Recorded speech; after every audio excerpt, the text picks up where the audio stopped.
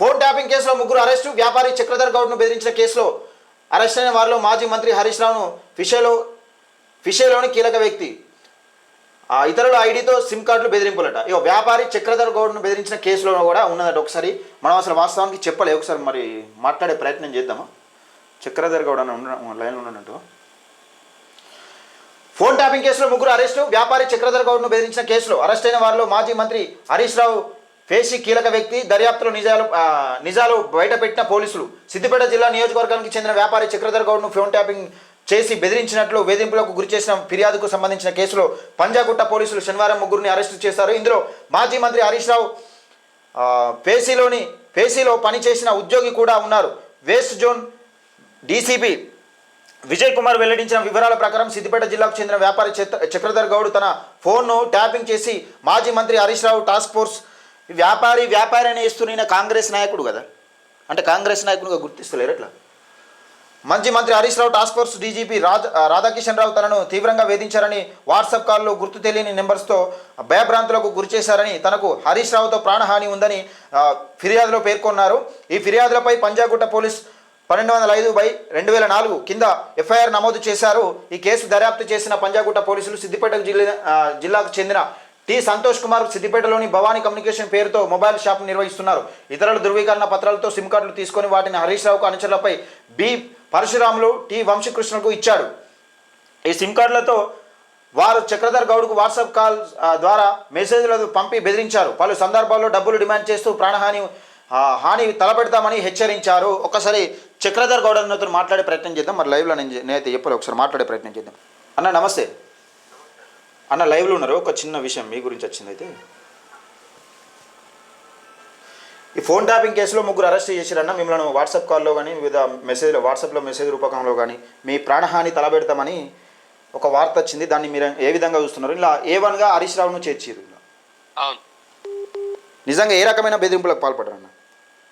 30 లక్షలు కావాలి, మా సార్ నీ మీద ఒక స్కెచ్ చేసిండు, అది ఏందో చెప్తా, ఆ పెన్ డ్రైవ్ నీకు ఇస్తా, నా పేరు బయటికి రావద్దు, ఒక 30 లక్షలు ఇస్తే నువ్వు బయట పడిపోతావు. అంటే ఇప్పుడు ఈ మెసేజ్ చేసిన వ్యక్తి గతంలో మీ దగ్గర కూడా పనిచేసినట్టుగా ఒక వార్తలు రాసుకొచ్చిన. మరి వాళ్ళు పంపించిందే నా అసలు ఏంది చక్రధర్ చూసి అది ఇదని, అంటే చక్రధర్కు సంబంధించిన అసలు వివరాలు ఏంది ఏం కదా అనేది తెలుసుకోమని మీ దగ్గర పెట్టారు. ఎట్లా పెట్టారు? ఓకే అన్న.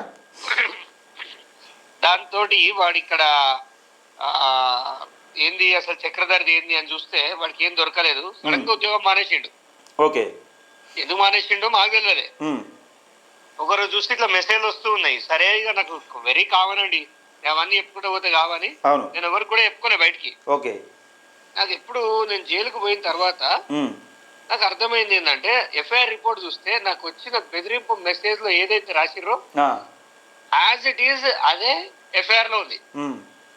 అరే ఇదంతా హరీష్ రావు చేయించిండా అనే ఒక అర్థమైపోయింది నాకు.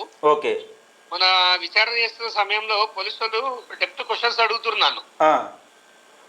సార్ నాకు ఏ అన్యాయం తెలియదు, నాకు కేసు అయితే ముందే తెలుసు అంటే, నీకెట్లా తెలుసు అంత ఈజీగా అట్లెట్లా తెలుస్తుంది అంటే, నేను ఎవిడెన్స్ చూపించిన దాన్ని వాళ్ళు సిడిఆర్ తెప్పించి వాళ్ళందరినీ విచారిస్తే దొంగలంతా బయటపడరు. వాళ్ళు హరీష్ రావు పీసీలో పనిచేస్తున్నాడు. అవునవును, అదే అదే ఇచ్చారు మ్యాటర్ కూడా. ఎగ్జాక్ట్లీ, పోలీసు వాళ్ళు చాలా అప్రిషియేట్ చేయాలి.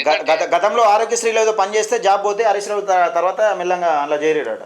చక్రధర్ నాశనం చేయడానికి మనం వాడుకొని అదంతా ప్లాన్ చేసిరు, కానీ అలా బూమరాంగ్ అయింది అది. అంటే నిజంగా ఈ కేసులో ఇప్పుడు హరీష్ రావును అరెస్ట్ చేస్తుందా రాష్ట్ర ప్రభుత్వం మీరు అనుకుంటున్నారా? ఎవరిని అడగాలి ప్రశ్న? మీకు నమ్మకం ఉందా అంటున్నాము. నమ్మకం ఉంది, నమ్మకం ఉంది అన్న. మీకు ఒకటి చెప్తాను, చెప్పండి. నాకు నా బాధ్యత వరకు నేను హరీష్ రావుకి పైసలకు లొంగకుండా నిజాయితీగా ఉన్నా కాబట్టి ఈ మాత్రం రిజల్ట్ కనిపిస్తుంది. ఇలా చక్రధర్ అనేటువంటి ఎక్కడ బెండ్ అయినా కానీ ఇదంతా రాదు. నాకెందుకురా బాబు ఈ కేసు అని నేను అనుకుంటే ఇదంతా ఉంటుందా మీరు చెప్పండి? అవును, కానీ నియతిగా నిలబడ్డా. అంటే ఈ అంశం పైన కూడా హరీష్ రావు నన్ను అరెస్ట్ చేయొద్దాను కోర్టులో ఇప్పటికే పిటిషన్ దాఖలు చేసిండు. అంటే ముందస్తుగా నన్ను అరెస్ట్ చేద్దాం. మరి ఎందుకు తప్పు చేయనప్పుడు ఎందుకు భయపడుతున్నాడు మరి హరీష్ రావు? ఎందుకు భయపడుతున్నానే నేను కూడా ప్రశ్నిస్తున్నా. ఇప్పుడు నువ్వు ఏం చేయనప్పుడు చక్రధర్ ఏం చేయలే కాబట్టి బ్లాక్ మెయిలర్లకు డబ్బులు ఇవ్వలే. ఏమైనా డబ్బులు ఇచ్చుంటే నేను తప్పు చేసిన ఉంది. అవును, నేను ఇయ్యలేదు, నేను జైలుకు పోయినా వచ్చినా, ఇప్పుడు ట్రయల్స్ నడుస్తున్నాయి అన్న, ఎదుర్కొంటున్నా, గెలుస్తా అని నాకు తెలుసు. ఓకే. కానీ హరీష్ కి నమ్మకం లేదు, ఎందుకంటే ఆయన పగడబందీగా తప్పులు చేసిండు. ఇప్పుడు ఎవడైతే అంటే గతంలో మీ ఫోన్ కూడా ట్యాప్ చేసిరు, హరీష్ రావు నా ఫోన్ ట్యాప్ చేసిందని మీరు కూడా కంప్లైంట్ ఇచ్చినట్టున్నారు. అవునండి, గత ప్రభుత్వంలోనే ఇస్తే నా ఉల్టా నా మీదకే రివర్స్ అయ్యారు పోలీసు వాళ్ళు. మరి మా ఈ ప్రభుత్వం వచ్చిన తర్వాత ఇస్తే వీళ్ళు కూడా లైటే తీసుకున్నారు. కానీ ఈ అబ్బాయి చెప్పే దాంట్లో సాక్ష్యాలు ఉన్నాయని అడిగారు. ఎప్పుడైతే నేను విట్నెస్లు ఇచ్చానో పోలీసులకు ఇంట్రెస్ట్ పెరిగింది, ఇతను చెప్పే దాంట్లో నిజం ఉంది అని వాళ్ళకి క్యూరియాసిటీ. అంటే ఎవడైనా ఏమనుకుంటారు, ఒక హరీష్ రావు లాంటి చక్రధర్ గురించి ఇంత పెద్ద టెక్నాలజీ వాడతాడా అనేది కామన్ మ్యాన్ కి వచ్చేటప్పుడు అంటే భయం కాదన్న. ఇప్పుడు నువ్వు అలా రాజ్యాధికారం అడుగుతున్నావు, ఇప్పుడు అక్కడ ఏంటంటే ఎమ్మెల్యే సీటుకు ఎసరు పెట్టినావు కాబట్టి నీకు బలంగా పోటీ ఇవ్వగలుగుతున్నావు కాబట్టి భయం అయింది అట్లా. ఇప్పుడు హరీష్ రావుకు చక్రధర్ కావడానికి భయం పుట్టించిండు, అందుకని ఫోన్ ట్యాపింగ్ చేసిండు.